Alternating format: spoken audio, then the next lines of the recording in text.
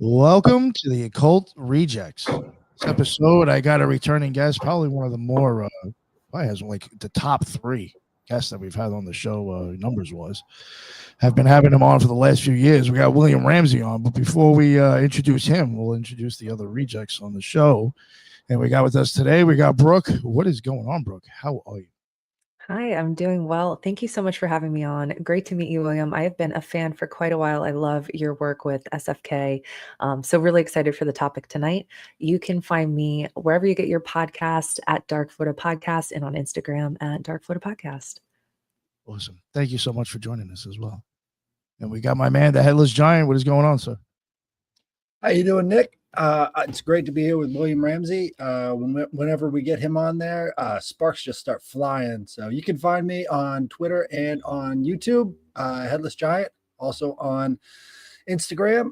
And if you have any stories of the occult / paranormal nature, you can send them to my show, the Headless Giant Podcast at gmail.com. And Nick will send you a free sticker pack if you do. So go ahead and include your address there, and we will get some sticker packs out to you. And I read those every Thursday.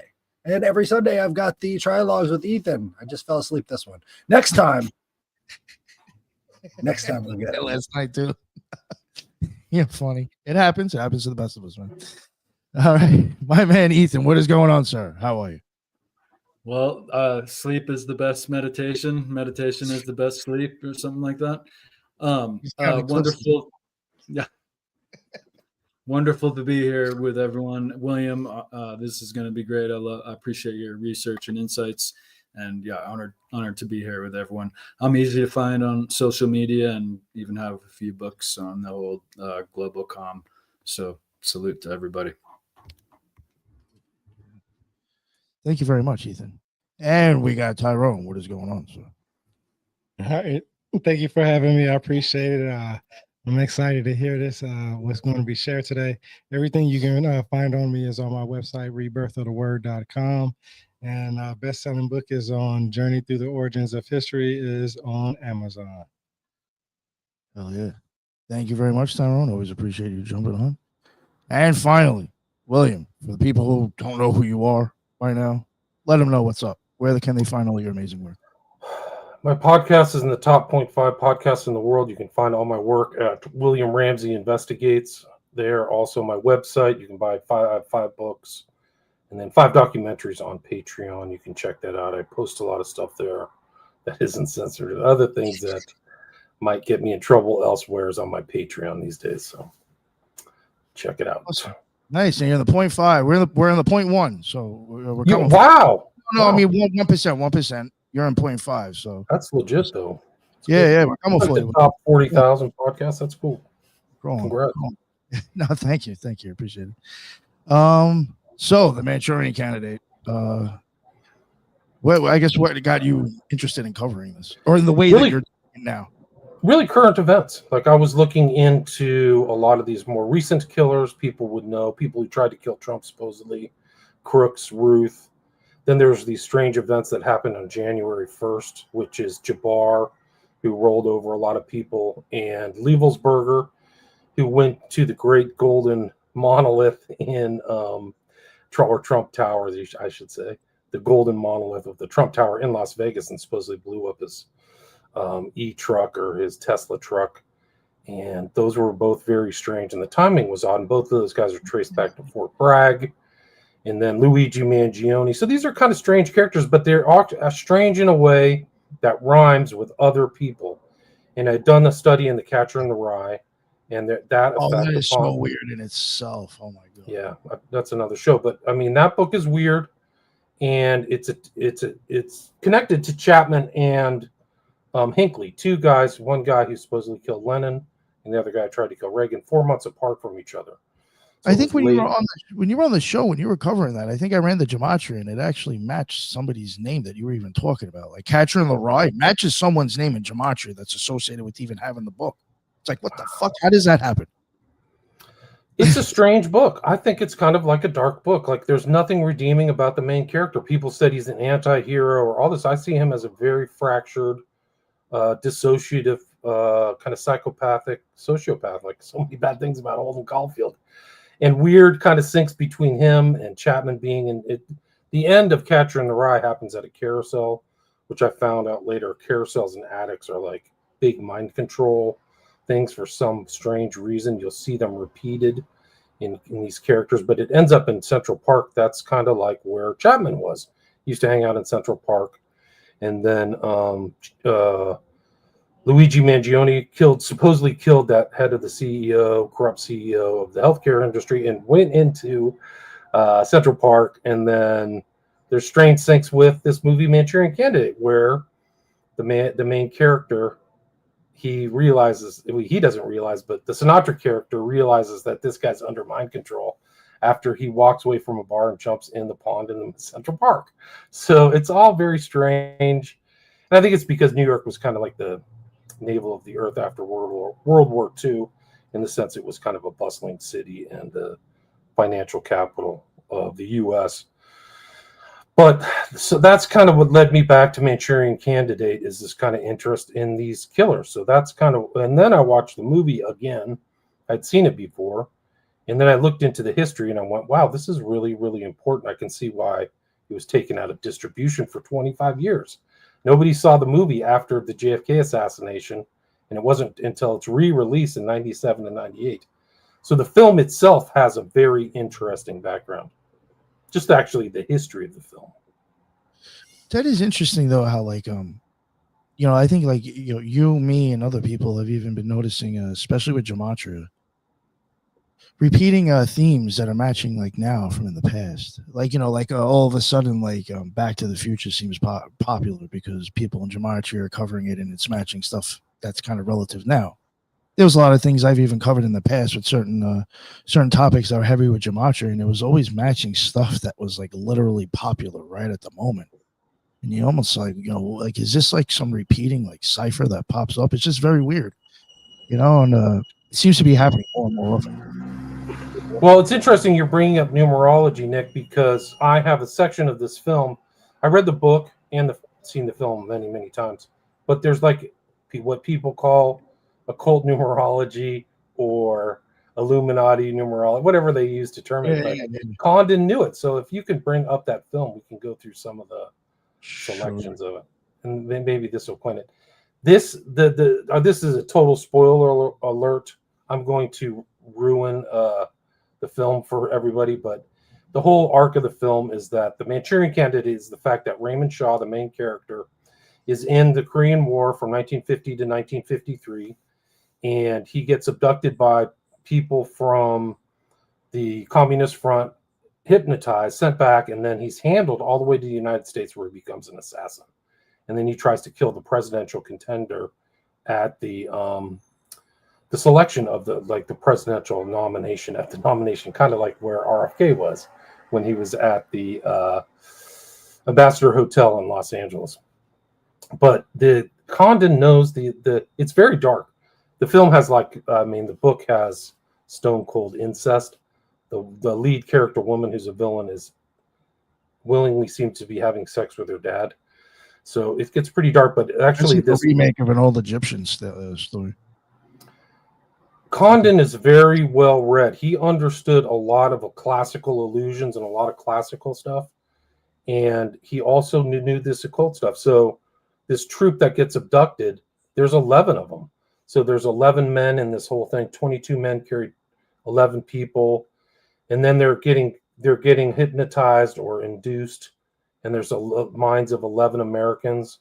So this is the number of magic, and I think that Condon is implying that this hypnotization or creation of an assassin is a magical act. Reports at 11 o'clock, so he gets up at 11, he goes to bed at 11. There's literally a 9/11 in this. So like 911 names were stricken from the list. There's 77s in here, so probably know the number 77. But you can just see this is actual text from the book itself. At a critical moment in this film, Sinatra, who plays this guy Marco, he realizes that he's been hypnotized, and at the critical moment of when he's having his dream, it happens at 3:11 at night.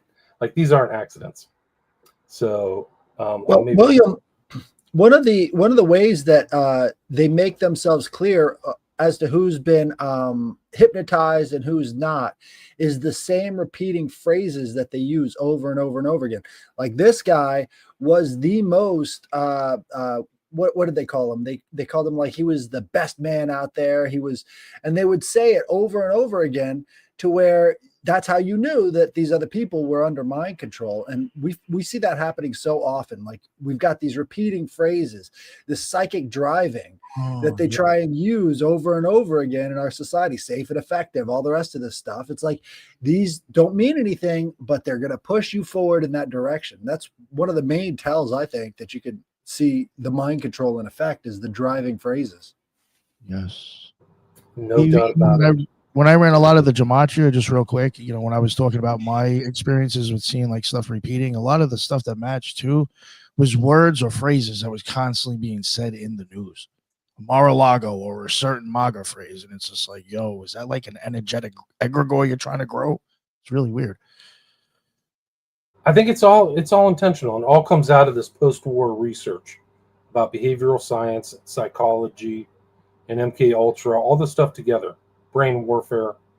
But yeah, we're kind of, I think this is like the start of where it comes into fiction and then comes into fact. So actually, what's really interesting of this book, about this book and movie, is that how much Khan knew at the time and how much he integrated into this, how sophisticated he was. Because a lot of the techniques they show in this film are real life techniques, NLP, repetitive phrasing, all kinds of post-hypnotic suggestion, which is real. It's a lot of people don't know that these techniques exist, but they've actually been studied at a very, very high level by very intelligent people, like super brains. Like Ewan Cameron is like a nightmare guy out of McGill who did the sleep room, but he was the head of the World Psychiatric Forum. The guy was really smart. And he had an external, he was like Dr. Jekyll and Mr. Hyde. He had an external front that he was a healer and a good guy, and he was doing the most horrific experiments. They can't even be called experiments. He was using techniques on people over long periods of time, and he never went to jail for it. And he was poisoning and messing with their brains, and they didn't know it. Their families thought they were going in for treatment, and he made them worse. So these things are all tested and true, and they're actually in this film. Yeah, it's really something else. It's really something else. So let's listen to this. See if you guys can get the audio from this. Jealously guards Can you hear that? award Yep. Can you hear that? for Yeah. valor, the Congressional Medal of Honor. In the Korean War, with 5,720,000 personnel engaged, only 77 men were so honored.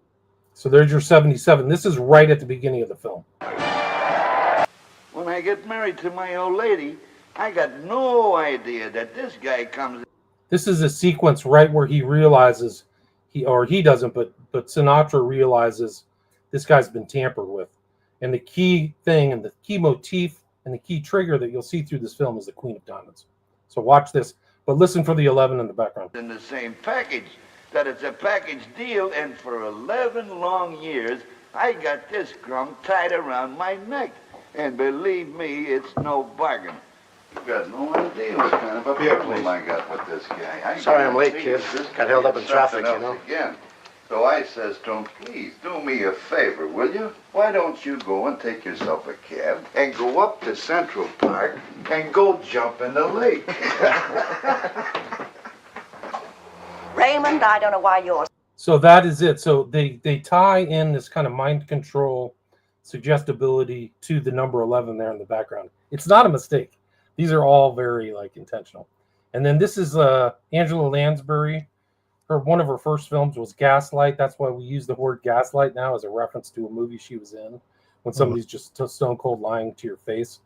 But according to certain things, she's like one of the top 25 villains in American film history. And by the way, AFI ranked this film as one of the top 100 films back in 1990. So top 100 American films ever made.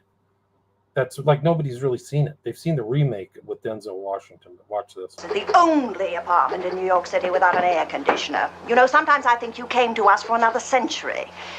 Chu Chin Chow, or whatever your name is. The steaks are to be broiled for exactly 11 minutes, no more, no less, on each side in a preheated grill at 400 degrees. Yes, ma'am.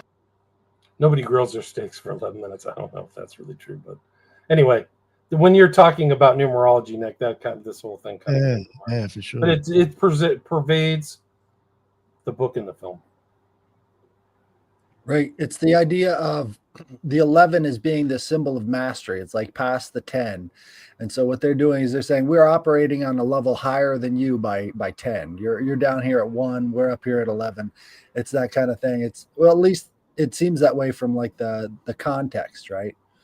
So a lot of other people could use 11 as a form of mastery that's not connected to mind control, but obviously in a mind control film, they're sort of throwing it in your face, you know?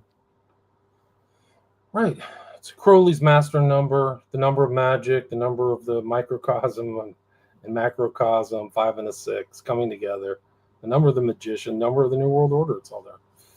So anyway, that's just an interesting thing. So that's one element of this whole thing. One of the other interesting things about this film, it really was okayed by JFK himself. That's what a lot of people don't know, is that this film was made because JFK wanted to get it done. And Sinatra was his close friend. They were close personal friends. It wasn't like they, Sammy Davis Jr. said that Sinatra had like a direct dial to the White House. You could just pick up the phone and call JFK whenever he wanted. And they were together at Hyannisport. And JFK, we know, was like he liked to read spy novels. He liked to read James Bond novels and all that, Ian Fleming. He read this and said, get it made. And he actually knew a guy from the Democratic Party in Los Angeles, and that he got it greenlit, financed for $2.2 million, and got all these great actors. Angela Lansbury. Vivian Lee is like Hollywood royalty. That's Jamie Lee Curtis's mom. She's in this. And of course, Sinatra is like, you know, world famous singer. Not really a great actor in my opinion, but I think the movie's great.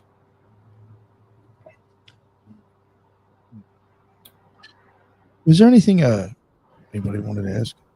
Yeah, so there's so much about this movie that really has parallels in our everyday lives. Like, what exactly do you see, you know, exposing the kind of Manchurian candidate society that we have today from the, you know, examples in this movie?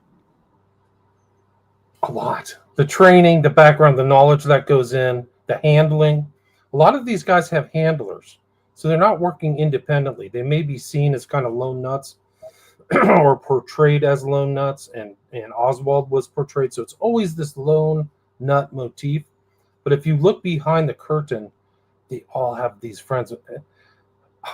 Oswald had like 10 handlers.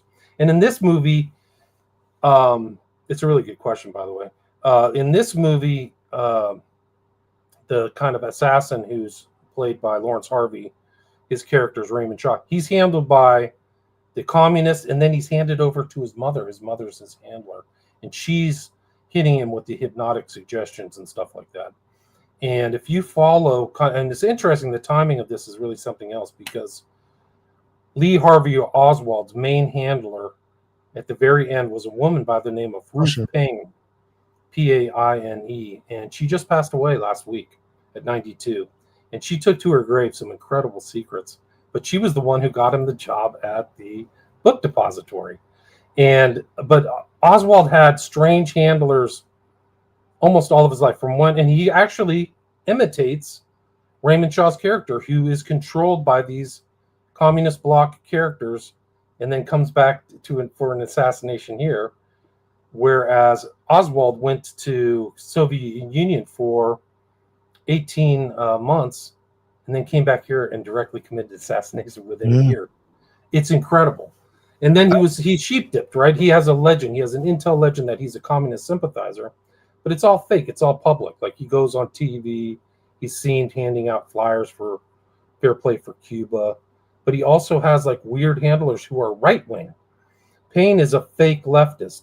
He also is under the aegis of this guy de Mohrenschildt, who is a white Russian with very strange connections, a very strange guy. He also is covered by David Ferry, a known, I don't know what you call it. He liked teen boys. Is he a pederast or a pedophile or something? But his thing was he liked teen boys. He was gay, and that's a no-no he was openly gay in the Catholic Church at that time, so he got kicked out. But he was also a known hypnotist. He was an expert hypnotist. And he knew how to do post-hypnotic suggestion. And when they found his room, he was dead in 67. He had books on hypnotism everywhere. He was a polymath. The guy was really smart. He knew how to fly commercial airliners. He was a gun runner, CIA agent. He was Jim Garrison, who did the prosecution of Clay Shaw, said that David Ferry was one of the most important people who ever lived. Like, he really appreciated Ferry as this handler of Lee Harvey Oswald, somebody involved in the assassination, and somebody involved in trying to kill Castro, a devout anti-communist. It's the strangest story. So I mean, the whole show could be comparisons between this movie and real life, but that's just one example. And what's shocking about that example is it comes right after this movie's made. So Oswald emulates this Raymond Shaw character all the way to the end. Yeah, as soon as you mentioned that, he says he's a patsy. Yeah, it was like, yo, I know, and you know, another weird thing with Oswald, he has, I don't know if it's the lady from the books depository or whatever the place was, or if it's one of her friends, but like, he knew a lady that was involved with the Council of Nine as well. He knew a lady who was what? Part of the Council of Nine. Oh, wow. Yeah, I can't remember the dude's name. I think Payne was associated with that because her brother was some kind of bigwig, and they knew the Council of Nine. But get this gets even more interesting about Oswald. Payne's one of her best friends, somebody she traveled to Europe with like 30 years before. Her name was Bancroft, and she was one of her longtime best friends for years, decades. Bancroft was in Europe. She could speak multiple languages. Guess who she gets a job with during World War II? Alan Dulles. So she's literally working with Alan Dulles in Switzerland. This is left out of all the histories. That's like MK Ultra right there, right? We're getting there, dude. That's the whole thing, is that she's friends with Dulles before MK Ultra starts. Fuck. So then she's like a lover and friend of Dulles and Dulles' wife, Bancroft, friends with Payne. And then Dulles gets done with World War II, becomes the head of the CIA, does the brain warfare speech in 53, and then a week later, MK Ultra starts up. And so you literally, and this is the thing that's left out of the JFK assassination, is that Lee Harvey Oswald is Raymond Shaw. He's like Raymond Shaw. He's being handled. He does weird stuff. He has money. He's able to travel around like Raymond Shaw or Luigi Mangione or Ruth without nobody knows where his funds come from. How did he get to Europe and back? How's he coming out? He was at Tsugi. Yeah. Get this. Okay, so maybe you guys know the story of Olson, who got chucked out of a window. He was one of the early researchers. And they say he jumped out and went crazy. I don't buy that story. I think he was actually he was a good guy, and they chucked him out a window because Forrestal did the same thing. He got chucked out of a window in the 50s, and this is from the CIA handbook too. This is what you do because it breaks up like it's like an SFK killing. It's like weren't they like dosing Frank or something? They were dosing him without him knowing, and he started spazzing out. The LSD stuff is before 53s, but they were doing it. So he was involved. This story is unbelievable. So he dies. There's like some of the documents not pertaining to MK Ultra came out, and one of the documents said, "Guys, you've got to stop using LSD in certain places." And one of the places where Dulles wrote on this thing is stop doing LSD experiments at Atsugi Air Force Base, which is where Oswald would be stationed 4 years later. So they were doing LSD experiments off. Atsugi is basically Tokyo. It's like a suburb of Tokyo in Japan. And there's like traces, like they could trace freaking the poisoner in chief, Sidney Gottlieb, to there. Oh, God. And so like if you watch this movie, like Raymond Shaw ends up in the hospital, and when Oswald is at Atsugi, he has a lot of money. He's going to high-end clubs. They don't know where the money's coming from. This is all verifiable fact. I'm not making this up. He also went to the hospital for certain stays, and the excuse for being in the hospital was venereal disease. So who goes to the hospital for venereal disease? Nobody. You just take some penicillin or whatever. So like even these are weird cover stories. If you get into like Chapman or Sirhan, they're in and out of hospitals all the time. They're always in hospitals. And Oswald was like that. He tried to kill himself supposedly at Atsugi, and back in the hospital. He's very troubled. That's like MK Ultra being pushed on. Right. Well, that's a good speculation because I think that he's under handlers for a long period of time. One of the big guys at the CIA is James Jesus Angleton. He never made it to the head of the CIA, but he was head of operations. And his story is very different. But there's a really good book called The Ghost by Jefferson Morley. And in that book, they talk about a 201 file, which is a specialty file for certain people who are on the radar. So Angleton's counterintelligence, right? So he's trying to forestall or fight off moles and people coming from the communist infiltration, supposedly. That's his cover. But he directly had Oswald's file from when he returned from Soviet Union to when he left, and he kept it to himself. He didn't share it to anybody in the CIA. So Angleton thought that Oswald was special. There's something about Oswald that was special. And one of the central components, and there's hypnotism involved in Jim Garrison's case, believe it or not. He tried to hypnotize the main character. If you remember JFK, Kevin Bacon plays the gay guy. That was one of Garrison's main character witnesses, because what Garrison was trying to do is connect Oswald to Ferry, to Clay Shaw, and to Bannister. This whole nexus of kind of right-wing guys, right? And one of the key things was seeing some people saw Shaw and Ferry with Oswald, trying to get Oswald a job at a state hospital. They're trying to get him to work at a hospital, just like Chapman worked at that hospital in Hawaii. And so this is a key component of that case. And what Garrison did is he hired a hypnotist to get the character, who had an Italian LaSalle or something like that, to like induce him to remember the stuff. It's really part of that case. So there's hypnotism in Ferry and in Garrison's investigation, believe it or not.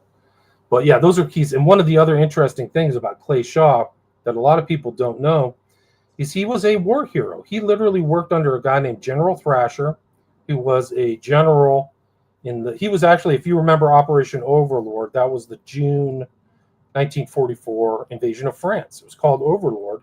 And Thrasher and Shaw were like heavily involved in organizing that in southern England. And Shaw was an aide de camp, and he got awarded like Order of Merits, and he was a well-awarded guy. And externally, he was, Mary Sherman, good stuff. This is a side story to it. But Shaw was awarded, but he was also rumored to be a Knight of Malta, like Dulles. So Dulles and also this Knight of Malta is overlooked. So he's a perfect person to kind of oversee Oswald, who's probably being established as the patsy for a year before November 1963. Well, I think the world famous person. Oh, get this. Here's one more component that's really incredible. The new JFK documents came out this year, right? Luna, do you remember Luna from Florida? She dropped all these documents. There was some people. So Kerry Thornley, who we can get in, was a guy who knew Oswald before when he was in the Marines at Atsugi. He wrote a book about Oswald, the Idle Warriors. But there was somebody in Russia who met Oswald. Her name was Macmillan, and she wrote a book called Marina and Lee, and it's like a 400 or 500 page novel. It's just total story. It's supposedly a story about how he got radicalized and became a communist, right? With Marina in the Soviet Union. Well, these new documents came out, and she's getting paid by the CIA. Macmillan is there, so this is another handler. So she's there even before, and this is like 58 or 59. She's there with them, and back in the States they're together, and she writes this kind of so-called nonfiction book of note about Marina and Lee, and she's a CIA operative, dude. And it's just total pop, and it's in these documents that came out recently. Right. I think there's this glaring link between the handler phenomenon and what we see every time the president is speaking on the airplane, right? On Air Force One. Every time there's that guy behind him. Doesn't matter if it's Trump, it doesn't matter if it's, any other president, you always see the handler standing right behind him on Air Force One to make sure that he's on message and delivering the exact phrases that have sort of been given to him. So it's like, where does the mind control start and where does it end? I think that's the real question that everybody has, you know? It's interesting you say that. In one of my other presentations on this, the Solitaire is a key component of the film. And there's a lot of writings on this film. It's like a lot of cineasts or critics like to comment about it. But there is a comment George Stephanopoulos was talking about. He worked under Clinton, right? He's a left-wing Democrat operative. He said that like people would write speeches, but what Bill Clinton would like to do in his downtime is sit around and play solitaire. So he knew Bill Clinton for like first rate. And then if you look at Bill Clinton's background and some stuff, he's not self-driven. There's something about him like he's been appointed, much like Obama, much like a lot of these guys. Have you seen the footage of them putting makeup on Bill Clinton? Absolutely. They're in idle mode. He's just completely, there's nothing there. It's completely empty. Completely empty.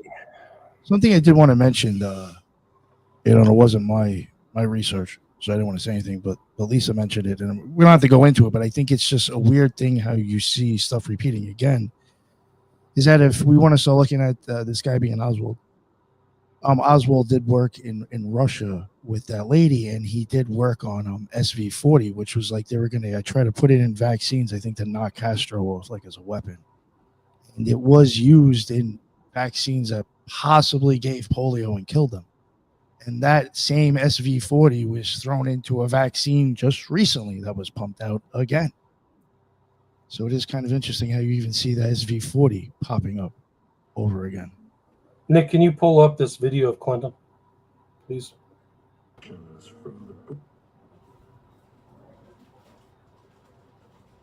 It's like a mannequin.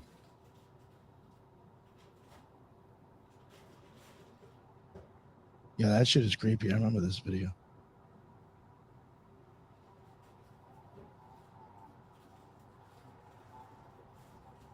He's playing solitaire.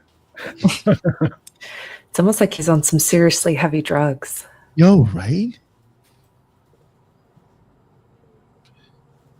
Here's another one. He on that really good LSD stuff right there. They gave him those uppers they were giving Biden.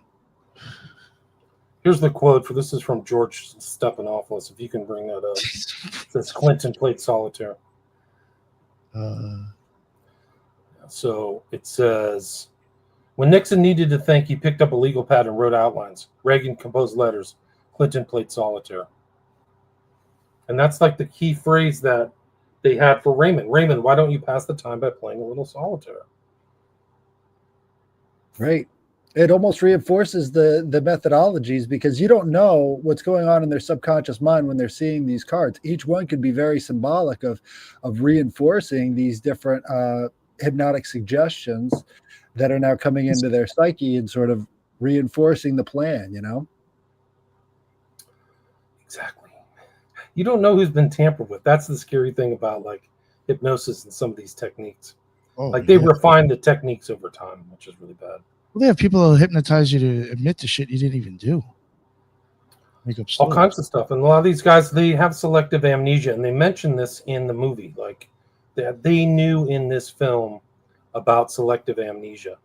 Like, so they understood, like, I mean, there's just incredible things, the clips and the knowledge behind the film. Like sometimes you see these films and you go, wow, they put that in there, kind of like Eyes Wide Shut. Like, wow, he knows all the symbolism. He knows these secret parties.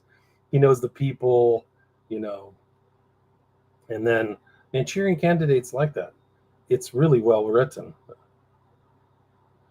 Operationally written, if you could put it in those terms. I mean, it tells you how to do it, basically. I mean, they show the technique, and they write about it. Condon writes about it in his book. But the techniques. This whole Jay Taney versus McGill case that came out really shows what they were really doing, and the people aren't even aware. The victims aren't aware. because they've been given amnesia or they're drugged. So they don't even know what's happening to them. They just come out a different person. And that's what you see with a lot of these shooters. Somebody says they had a change in personality. Like, he's just a normal guy. Hinckley's the same way. He's like an upstanding, popular, like girls, athletic, and all of a sudden he just whacks out. Look at Luigi Mangione. The guy was like a total winner almost on every aspect of his life. He was the head of his, special high school. He was the top of his class, his private school. He's rich. He's handsome. He worked in AI in the Bay Area for a company, like what everybody would want to do. And then all of a sudden he goes to some kind of weird cult, group that he lived with in Oahu, and he's a changed man. He starts to sympathize with Kaczynski, who's also an MK Ultra victim. He's a victim. There's no question about it.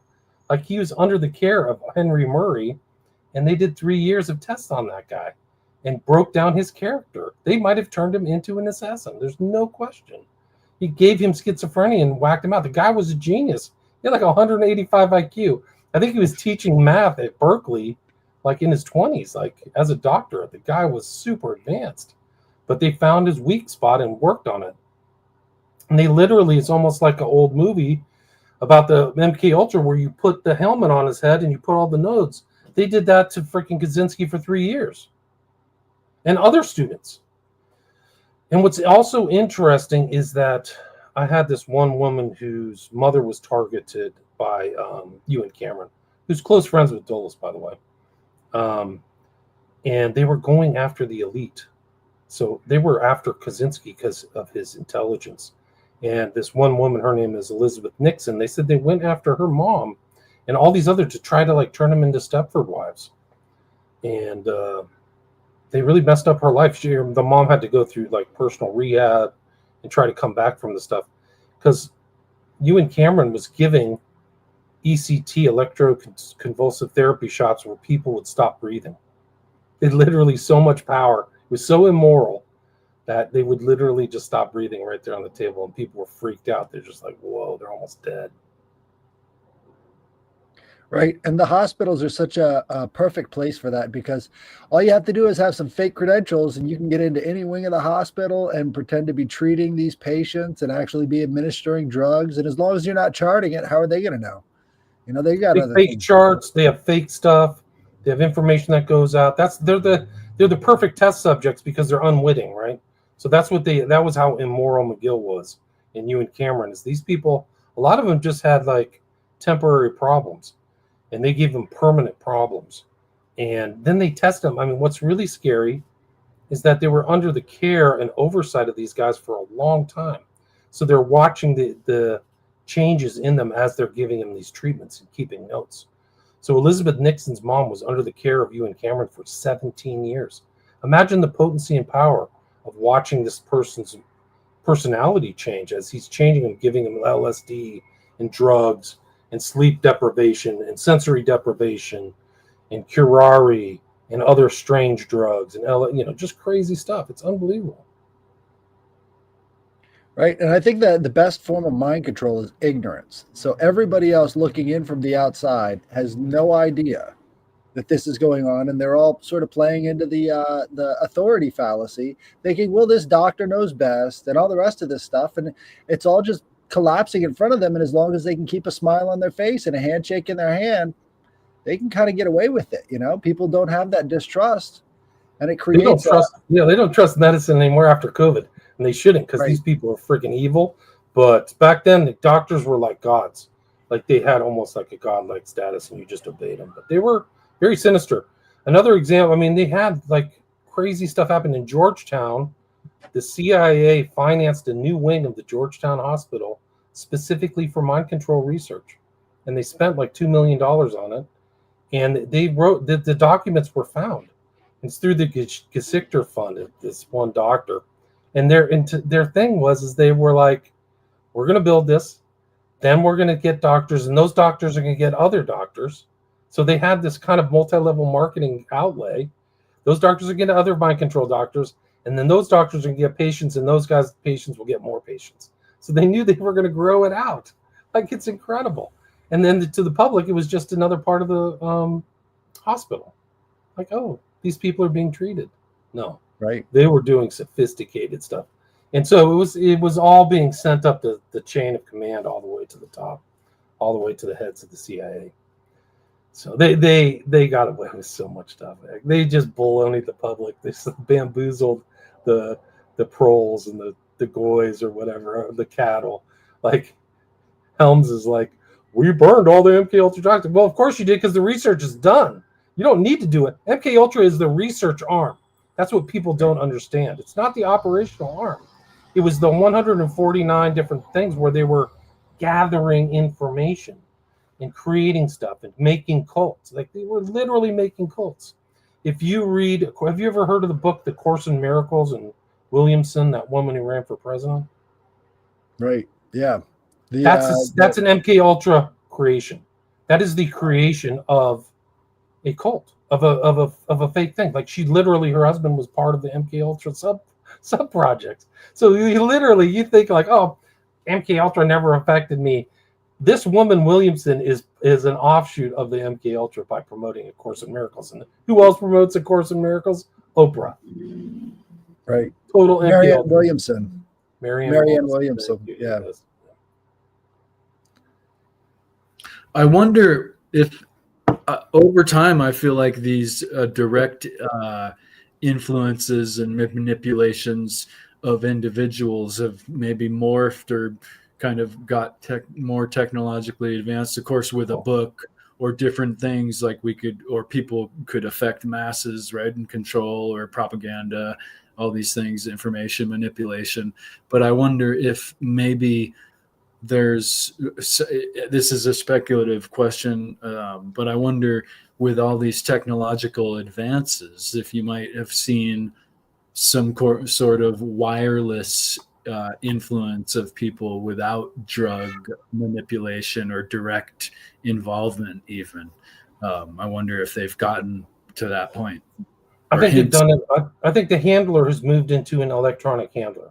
So you see this, like, if you remember Peyton Gendron, which is also an overlap with O9A, which has kind of intelligence whiffs. It's not overt. But that was the guy who decided one day to get in his car and drive to Buffalo, New York, and kill people.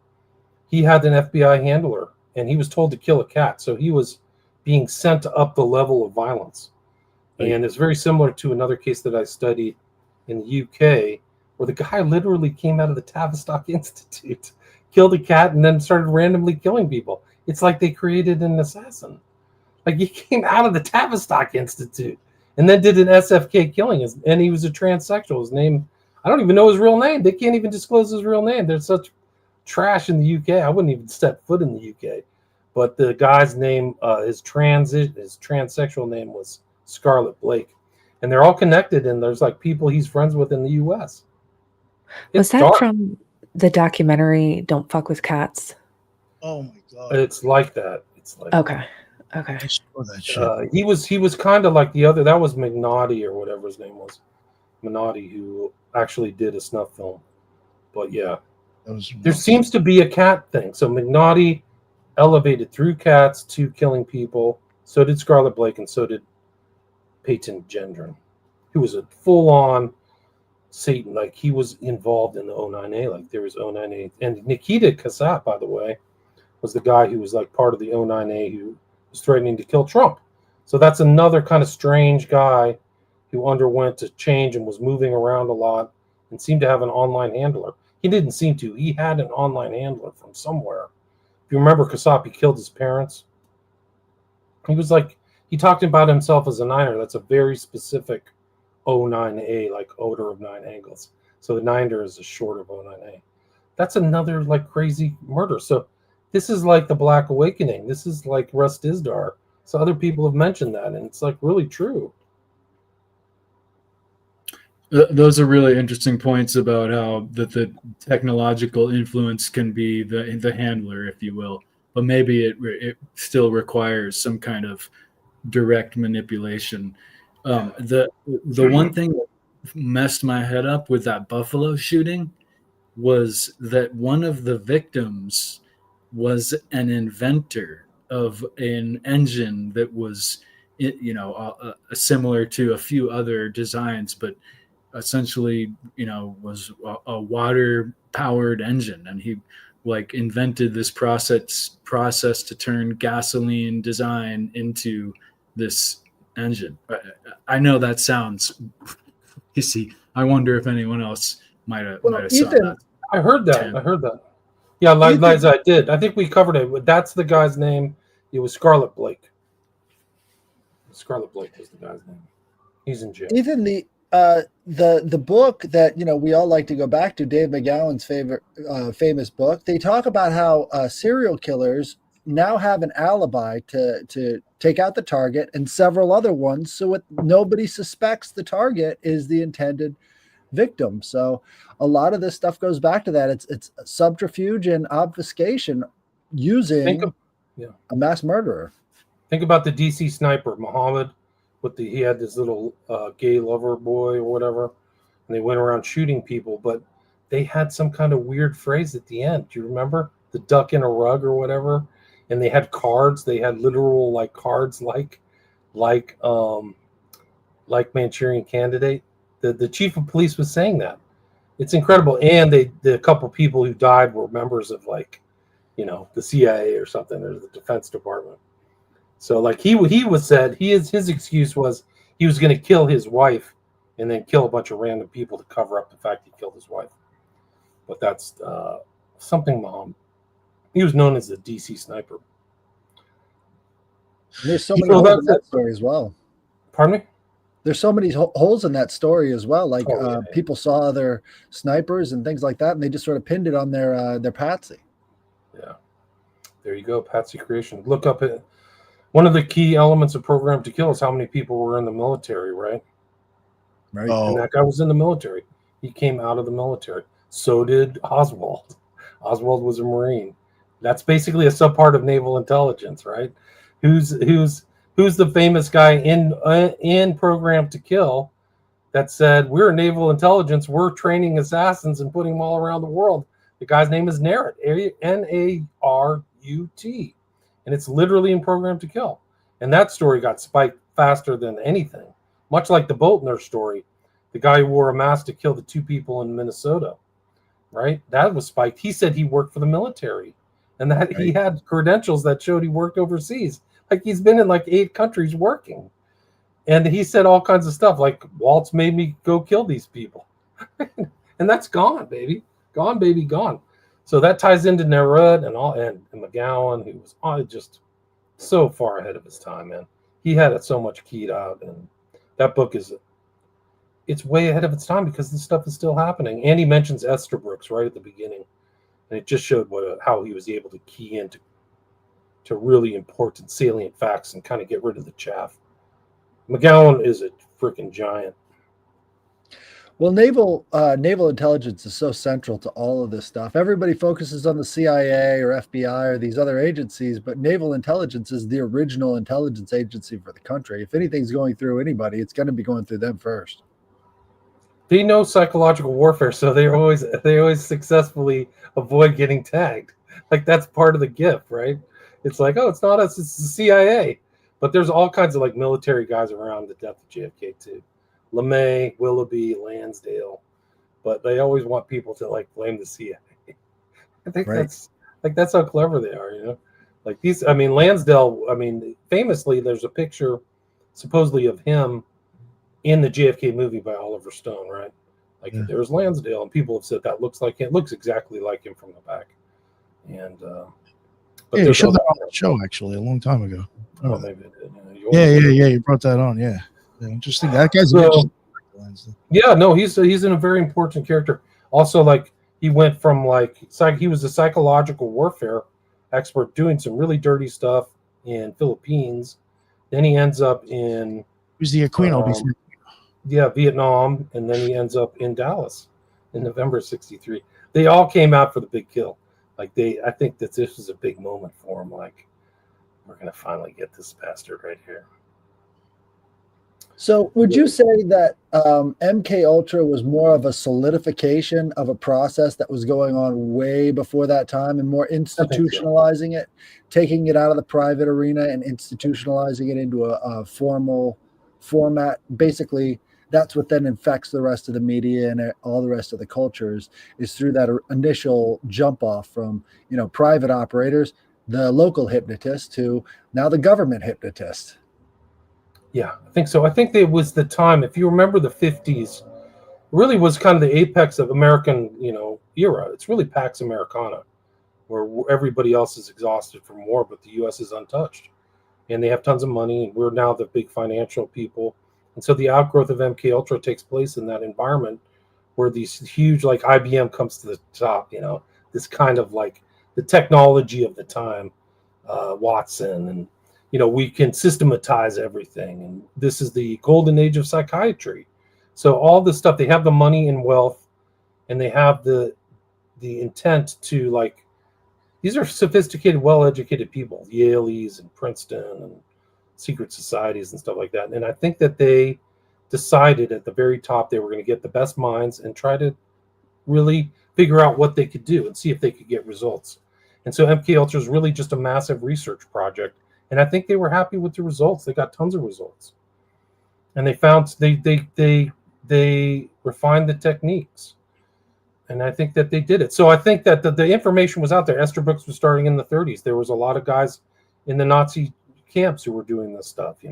They were doing hypnosis and giving people drugs and trying to find, even like, if you want to go on a bad trip, go look at this guy, van der Lubbe, who was the supposed burning. I mean, the Reichstag fire was a huge event in Germany, right? It'd be the equivalent of burning down our Capitol building.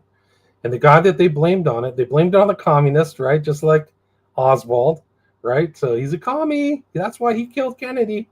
So van der Lubbe, but if you look at van der Lubbe, people are like, something's wrong with this guy. He doesn't lift his eyes up. He's staring at the ground. He's not fighting. And a lot of these guys, like, if you look at the shooters, they're confused. Even Oswald was confused. He's like, what the hell's going on? And even Chapman, some of these other guys, or Ruth, like, he's smiling. He's in the cop car laughing, like, hey, like, they don't even comprehend the seriousness of what's going on. When the Ruth got caught, if you remember, that was in Mar-a-Lago, right? So van der Lubbe, they think, was tampered with, and this is the early 30s. So when you say MK Ultra systematized, that's what it was. It was systematized.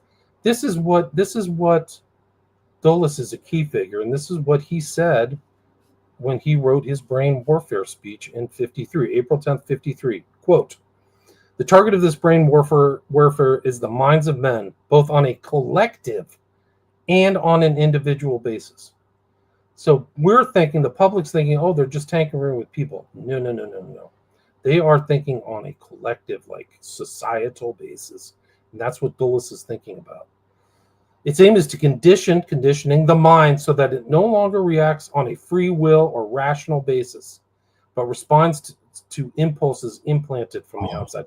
These are just pregnant with meaning. That's memes today. Yeah, so irrationality, conditioned responses.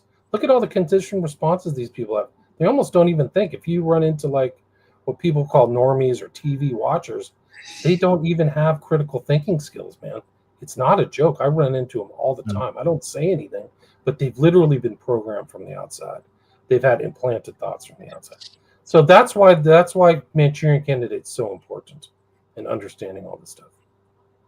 Something I want to ask you, William, when it comes to, like, MK Ultra, I'll try to word it this way. When it comes, with the United States, I think if you kind of, like, look at, like, around World War II, you'll see that, like, we'll take Nazi doctors that did, like, crazy experiments, and we'll take Japanese doctors from, I forgot that unit. Or that 738, I think it's unit 738. Yeah. We'll take their doctors that did, like, weird, wild, weird shit to people too.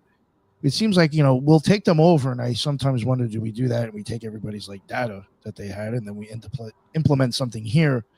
I've often wondered, did we do that with MK Ultra? Like, was Russia and Germany, their prior work in that field, did we somehow kind of get that or use that here. Yes, I think so. I think they were trying to get it. This is a good book. I just showed it. Tripped.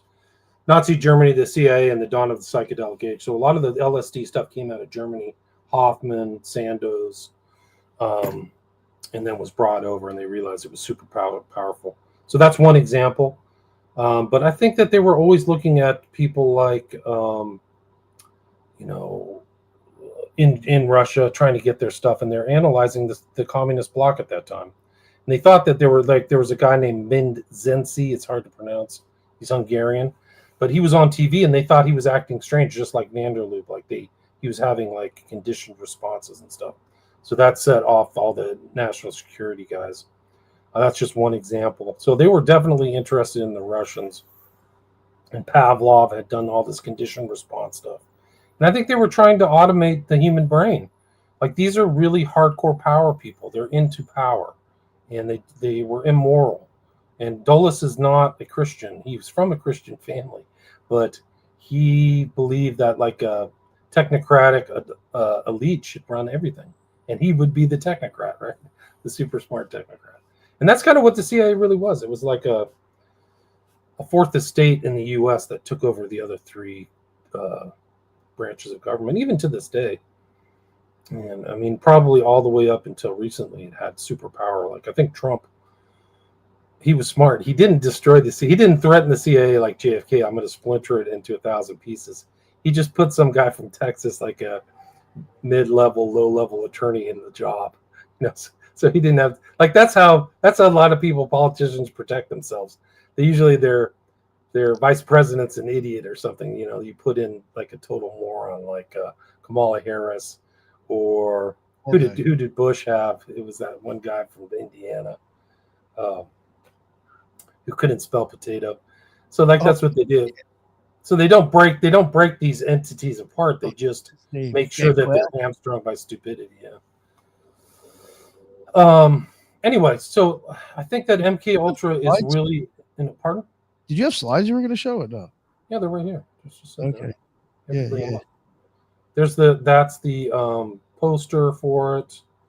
Crooks, mystery, Ruth. See him smiling. He got busted. He's going to kill the president. Look at his face. Why isn't he nervous? He's going to jail for the rest of his life. I'd be really concerned. Not a care in the world, man. Just kind of walking around weird. Mangione. A lot like McVeigh. Walk out like McVeigh, right? McVeigh said he was implanted. Chapman. This whole story is a crazy story. This is the Aurora movie shooter. I forgot his name. Hinckley, Livelsberger, Jabbar. This is the cover of the Manchurian Candidate. That's what Richard Condon looked like. If you've seen Pritzi's Honor, he also wrote that book, so that's in the movie. This is an interesting book cover. Manchurian Candidate with the shattered kind of motif. This is kind of like how they depict shattered minds too. So I think that's important. They talk about hypnosis. He talks about hypnosis. This is the intro by Condon, 1991. Oh, one of the interesting points is that the Angela Lansbury character, Eleanor, is based on Roy Cohn, who is Donald Trump's kind of like mentor, right? So it's kind of ties into the present day. And Roy Cohn was behind the McCarthy stuff. He was a blackmailer and really dark guy. This is Condon. There was a popular notion, undoubtedly self-protective, that no one could be persuaded under hypnosis to do anything which was inherently abhorrent to him. Reams of research prove this to be untrue. That's what Manchuria looks like. So that's kind of like above Korea. Korea was bombed to smithereens, by the way, in 1953. There was like no building standing. It was like Gaza of its era. Sinatra was in a movie in 1954 called Suddenly, where he gets into a building and gets a rifle and shoots the president in a drive-by. He's driving by in an auto parade. You can't even write this stuff. So check out Suddenly. But these are Sinatra and JFK together, both close personal friends. Central motif of the Manchurian Candidate is this. This is the triggering effect. It's the Queen of Diamonds. And the reason that the hypnotist used it is because the main character, Raymond Shaw, had a very cantankerous relationship with his mother. And in the book, the mother puts him under a hypnotic spell and has sex with him. So like it's a reverse sex slave. The man is the boy is the sex slave. Yeah. You know what I was gonna say is the Queen being shown over and over again kept making me think about like kind of like the female handler or like a Scarlet Whore type of situation. And then you just said that, so I do wonder about that symbolism. She's certainly not the Queen of Hearts. Or she would like kind of manipulate the prince. Maybe. This is his first dream, 311. I think I showed that. There's 11 guys here. This is Yen Lo. He says some pretty interesting stuff. He's like the avatar for all of the mind control researchers. So they have him. He works at the Pavlov Institute. It's pretty incredible stuff. I can probably show some videos too, but like here's they see them. They're at a party for a bunch of horticulturalists, but this woman has a bayonet. You know, it's kind of funny. The way they edited it is really good. But Raymond Shaw then strangles this guy, and Sinatra wakes up screaming, and they have post-hypnotic suggestion. So nobody likes Raymond Shaw, but when asked, Sinatra's character Marco says, "Raymond Shaw is the kindest, bravest, warmest, most wonderful human being I've ever known in my life," which is patently untrue. They're kind of shooting you here. They point the gun right at the audience. This guy relates it, the African-American guy in the movie. This is interesting. So the key phrase, Raymond, why don't you pass time by playing solitaire? When they did the artichoke things, they actually found that they could induce people into a hypnotic state through the phone in the 50s. So they knew that in the early 50s. So they were finding out a lot of this information. He's in a hospital again. That's where he's reprogrammed by Yen Lo. And there he is right there. He ends up in the U.S. So his handler comes from Manchuria to New York City to handle Raymond Shaw. There's an example of neuro-linguistic programming in this movie, which is Eleanor's kind of not very bright husband. Can't remember how many communists there are. So she has him like shaking Heinz, and she says 57, so he'll remember it. So she implants in his brain the memory of the 57 by attaching it to the Heinz tomato ketchup bottle. It's pretty interesting. They did a play. There's also a common theme in these, and it's common kind of with the Hinckley and Chapman, is this morphing of characters. So the stepfather of Raymond Shaw, they're always kind of morphing him into Lincoln, who then gets assassinated. And that's the foreshadowing to the end of this movie, is he gets shot by Raymond. Gets assassinated. This is when Sinatra realizes these two people are in his dream, and they're both assets, like intel assets in the Soviet Union. The Queen, he goes and jumps in the lake in Central Park. This is the military psychiatrist who realizes that the solitaire game serves as some kind of trigger mechanism. So, and there's because of their symbolic identification with human beings. This is where she says 11 minutes on each side of my steak. She's the queen, right? So now she's dressed as the queen. So she's the Queen of Diamonds. She's the living embodiment. And there's the bust of Lincoln again. She's got her son under hypnotism. She's his new handler. And then Marco Sinatra breaks his conditioning with like a loaded deck of all Queen of Diamonds, and then instructs him and stuff. He misses out. Shaw gets away, kills his paramour, his girlfriend, over a checkerboard kitchen tile floor. And then she programs him, and this is where she kisses him. In the book, they do the deed. One of the interesting things is he dresses up as a priest at the end to commit the crime. So it's also interesting because Ferry could dress up in priest outfits. He's handling Oswald, and also the guy who was the hypnotic kind of person involved in this, a guy by the name of William Joseph Bryan Jr. Have you ever heard of William Joseph Bryan Jr.? No. friend of like weird things. He's friends of Sinatra. He's friends of Melvin Belli, who would go on to represent Jack Ruby, and also friends with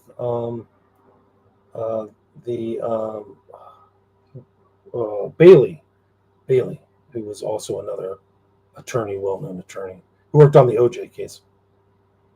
But yeah, those are basically my slides. We can watch some videos of this. Let's see, those are the 11s. Also, the movies that came out at the 7 times. So after Frankenheimer directed Manchurian Candidate, the next movie was 7 Days in May, which is about a military takeover of the United States. And JFK kind of let this one, kind of approved this. And this this was released in 1964 in January, right after the assassination.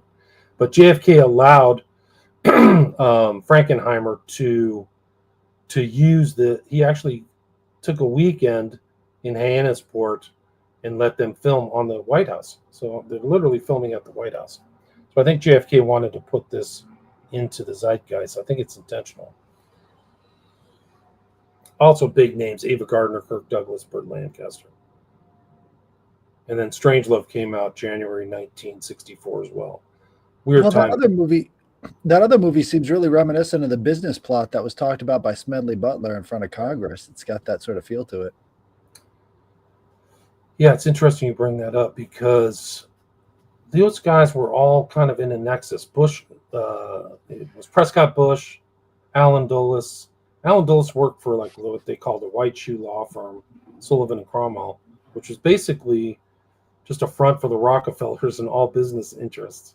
But Dulles was a real lawyer ball. Like, he was amazing, super smart. I don't think he's a good person, but he was involved with all that stuff, that whole thing. Smedley Butler, War's a Racket. It really is incredible when you think about it, who these guys were, what they were involved, what they were doing. And then there's Sirhan. He almost like an Oswald figure. 1968. One of the interesting things about Frankenheimer is that Frankenheimer directed those 2 movies, and then in 68, RFK, the brother of JFK, is running for president, comes to California. Where does he stay before he's killed? He stays at the Frankenheimer residence. And Frankenheimer, the director of the Manchurian Candidate, drove RFK to his fate, to the Ambassador Hotel. And so he was at the Ambassador when Sirhan was there, and according to a researcher, Sirhan brushed by Frankenheimer and at the night. So he like literally wrote a book about programmed assassins. And then this guy who's just, there's another show, I've done shows on this guy, but this guy's been tampered with. There's no question about it. He would write RFK must die, like hypno program stuff. RFK must die, RFK must die. He wrote about the Illuminati. He had Radio Man. There's just all kind of, just off the charts. He was in and out of the hospital from 66 to 67. He would write practice, practice, practice, mind control, mind control, mind control.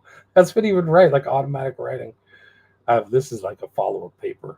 But RFK Must Die. There's a bunch of books on this stuff. RFK Must Die, that's by Kaiser. And then Assassination of Robert Kennedy, Tim Tate. I've talked to him. And then Lisa Peace's book. I recommend all these books. But what's also interesting is that also in LA, at the time that Sirhan is there, guess who else is in LA? James Earl Ray. James Earl Ray is filtering through LA. He's hanging out with like hypnotists. He's hanging out with alternate figures, much like Sirhan. And then all of a sudden he's in Memphis. And there he is, like, supposedly he's the one who he's dead now. He took the blame for killing Martin Luther King, which I don't think is correct. And we can go into mind control. Just Percy, all these guys. People are still saying that Oswald acted alone. This is an interesting picture because when they dragged out Mangione, he's dressed like Oswald. It's incredible. It's almost like they were playing around with motifs. I don't even know what's going on. Even the guys next to him. Yeah. I believe they took out Oswald to his death. Like they knew they were bringing him out at the right time for that shooting to commence. Like it's was not. Was Manchurian in federal custody? I think he's at the same. I think he's at the same jail that they put Epstein and Ghislaine Maxwell in. Oh, I was going to say those shoes are federal issue shoes. Yeah, those are federal prison shoes he's wearing. Do you want to watch a few clips of the Manchurian Candidate? Yeah.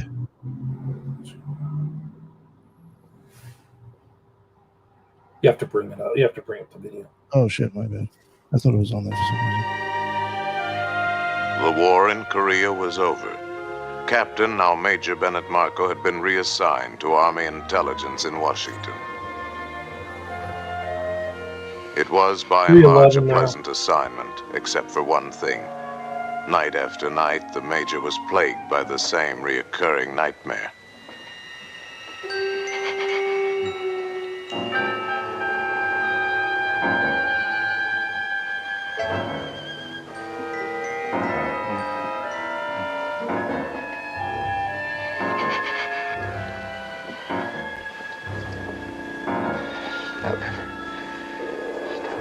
Stop.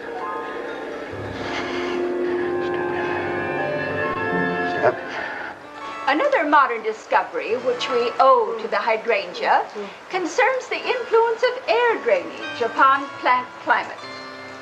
Many years ago, when I was traveling about the country, I noticed magnificent hydrangeas on the hills, where the air drainage was perfect, and very poor specimens, or perhaps none at all, in the valleys. Formerly, we used to consider sheltered valleys more favorable to plants than hilltops. But the avoidance of late spring and early autumn frost enjoyed by sites with good air drainage, where the cold air can drain safely away to lower levels, gives the hills a decided advantage. Thus, it was the hydrangeas that gave the first pointer in another modern discovery of horticultural importance. From this, it might appear that the hydrangea is a fairly simple plant, but there are more complications. The cultivation of hydrangeas was evolved from a number of varieties originally found in Japan, not all of which, of course, have the same characteristics. Two of them do not share the quality of producing blue flowers in mineral-rich soils.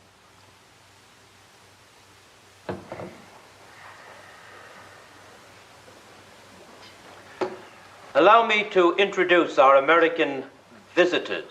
I must ask you to forgive their somewhat lackadaisical manners, but I have conditioned them, or brainwashed them, which I understand is the new American word, to believe that they are waiting out a storm in the lobby of a small hotel in New Jersey, where a meeting of the Ladies' Garden Club is in progress. You will notice that I have told them they may smoke.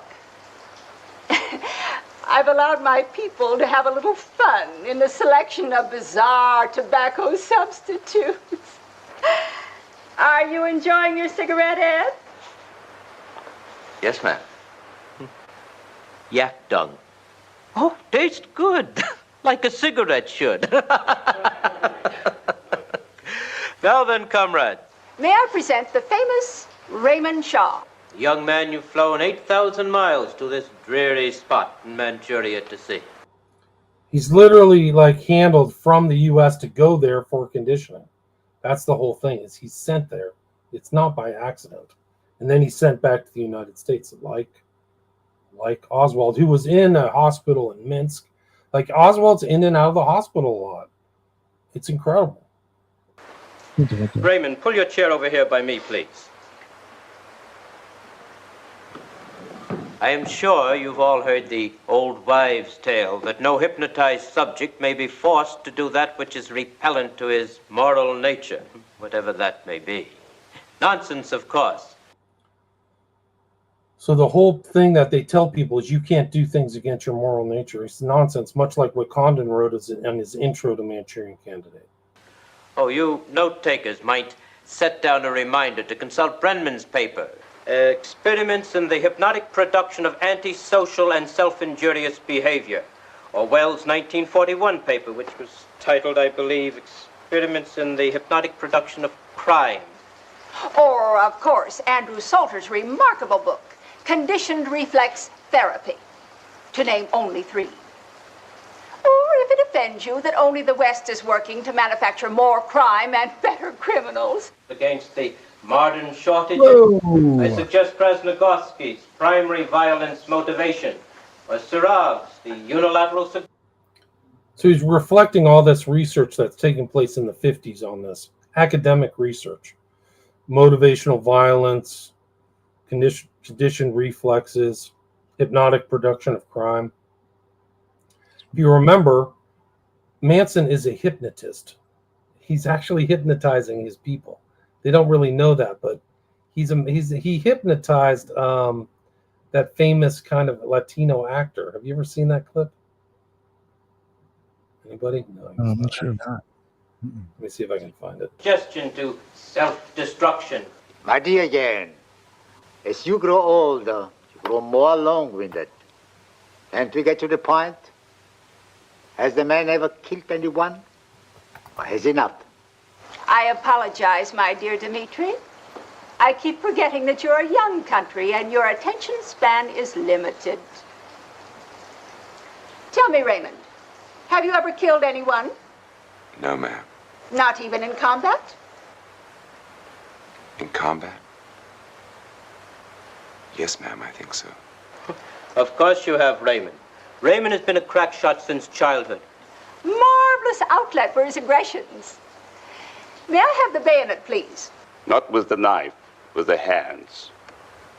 With the hands? Here, have him use this. Ah, da.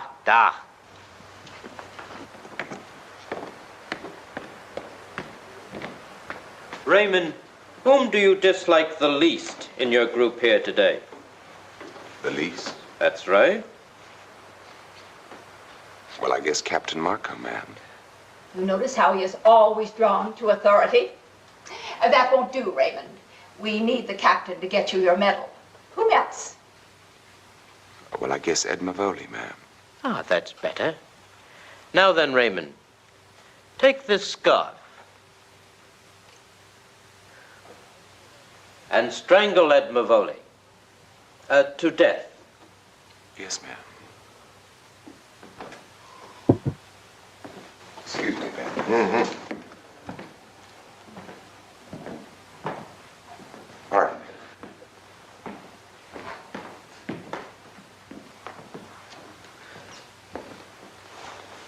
Hey, Sarge, cut it up. What? Quiet, Ed, please. Now you just sit there quietly and cooperate. Yes, ma'am.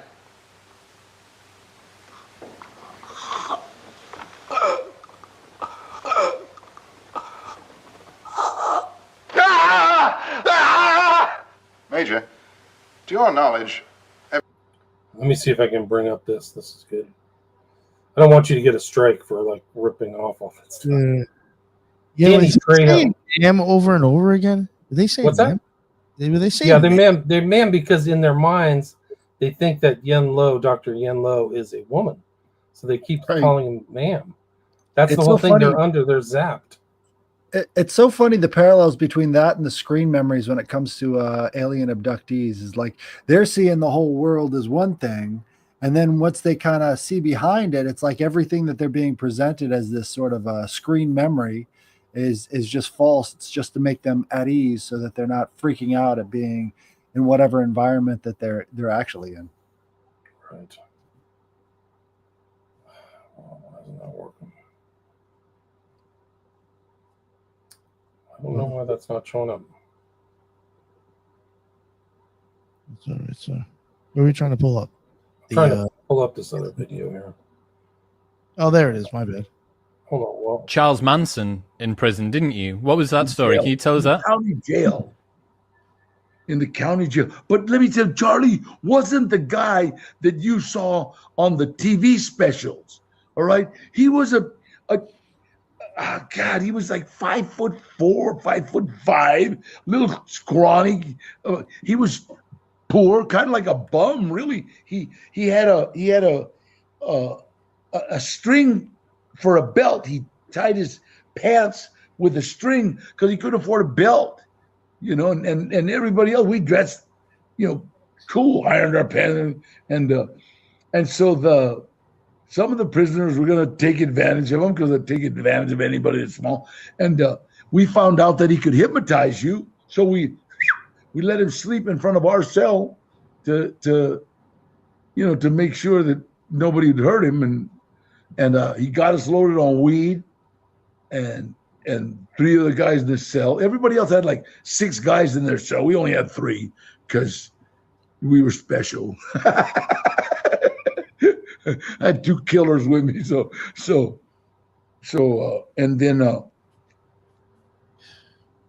and then he got us loaded on weed, and I said, "Well, get us loaded on heroin." So the 3 of us tried to get loaded. He got 2 of us loaded on heroin. One guy just woke up, and afterwards I asked him, how come he couldn't do him? And he asked, "Did you ever get loaded on heroin?" He goes, "No." Well, your mind doesn't know how to work. Do you understand? Your mind doesn't know how to react. So if I tell you to do something while you're hypnotized and you haven't done it before, or you don't know how to do it, you'll just wake up. And that's what kept happening. Yeah, so you're saying that he got you guys loaded up on heroin or weed, but there was no heroin or weed in the room, right? He was doing this purely through hypnosis. People know when I get loaded on heroin, my eyes, I get red under my eyes. And it's like literally the first thing, blah, you throw up, you dump. And I mean, me and Chato, it's like we both got blah. He dumped in the sink, I dumped in the toilet, and looked, hey, what you doing? And whoa, everybody was like shocked. And this Johnny Ronnie Cruz, he was like, well, what happened? He never got loaded.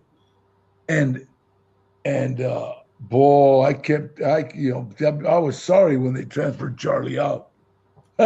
You've basically got unlimited access to anything that you want because he can just keep on hypnotizing you back into it. What was he in for? Do you know why he was there? Yeah, I have no idea. He was nothing of any, because he was a petty thief. He wasn't, you know what, and not to speak ill of the dead, but Charlie couldn't have done that any place, any time, but right there. And my friend George Perry knew him in Frisco, knew him in Oakland, okay? And he was a scrawny little hippie. And the girls that he got, Linda Casabian, all of them were broken. All of them, they were up in Oakland and San Francisco being ripped off by the pimps and raped by the pimps. And so he came around with a big bus and some acid and said, let me lead you. So it was kind of like they looked at him like, yeah, he's the Messiah, They were already vulnerable. They were already primed for somebody like him to come in and save them. They were so broken, and so needed somebody to take care of them. In the same way that you could have done with a bit of extra heroin or weed in prison. Absolutely. Thank you very much for tuning in. If you enjoy, he tells that story multiple times, but see how Charlie could emulate drugs in somebody through hypnotism, and then the same thing's happening is reflected in the Manchurian Candidate, where Yen Lo is making them smoke yak shit, thinking it's cigarettes. That's the power of it. Charlie knew that stuff. He was an accomplished hypnotist, and he hypnotized those girls probably too. What I think was really interesting is the fact that you can't do something to a person that hasn't felt it before, seen it before. So the idea in this movie, The Manchurian Candidate, of them taking all these killers in to teach them how to be trained to kill is, really obvious. It's eye-opening. What they're doing is they're taking people who have the experience to do this stuff, and they're reprogramming their wants and needs based off of what they've seen before. Much like what Charlie's technique with the girls is reflected in the Manchurian Candidate, where they use the Queen of Diamonds because of Raymond's attachment to his mother, and Charlie would get them to get quiet, and say, I'm now your daddy. He would step into the father role.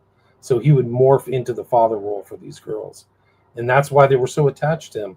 And if you look at them after the arrests and stuff like that, they're acting like cult members or people involved in post-hypnotic involvement.